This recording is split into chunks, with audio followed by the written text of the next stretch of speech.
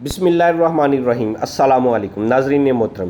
United عرب Emirates نے ایک Amnesty scheme کا اعلان کیا ہے۔ اس ایمنسٹی اسکیم کے مطابق یونائٹڈ عرب ایمریٹس میں موجود جتنے بھی غیر قانونی افراد ہیں وہ بغیر کسی جرمانے کے، بغیر کسی پابندی کے، بغیر کسی انلیگل کیس کے وہ نہ صرف یونائٹڈ ایمریٹس چھوڑ سکتے ہیں بلکہ وہاں پہ اپنے آپ کو لیگلائز بھی کر سکتے ہیں، یعنی وہاں پہ رہتے ہوئے وہ کسی بھی کمپنی سے اپنا ویزا حاصل کر سکتے ہیں۔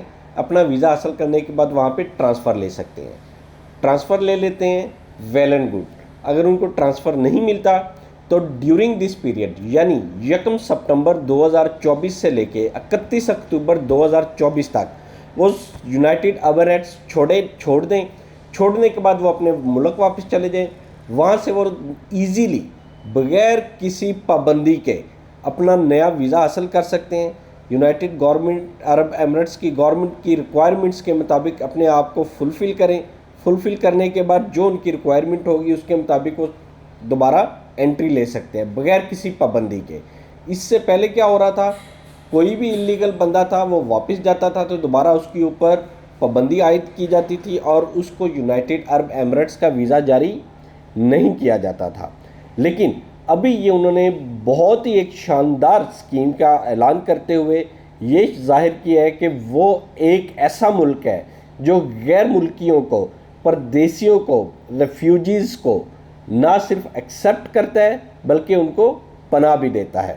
یہ ایک بڑا اچھا اقدام ہے کیونکہ یونائٹڈ عرب ایمریٹس میں اس وقت بے تحاشا افراد ایسے ہیں جو نہ صرف انلیگل ہیں بلکہ وہاں پہ پناہ کے خواہش مند بھی ہیں۔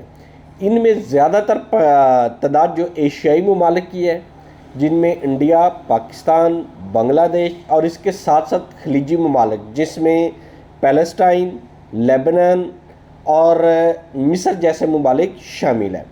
کچھ افریقی ممالک بھی شامل ہیں جو اس ایمنسٹی اسکیم کو فائدہ اٹھانے کے اہل ہیں اور وہ بھی اس چیز سے فائدہ اٹھا سکتے ہیں۔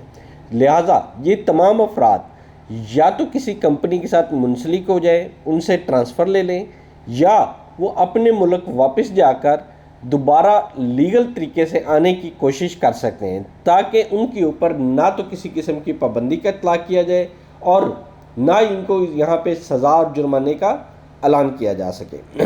ان چیزوں سے ظاہر ہوتا ہے کہ یونائٹڈ عرب ایمریٹس نے یہ ایک ایسا سٹیپ لیا ہے جو یورپین کنٹریز کے طرز کا ہے۔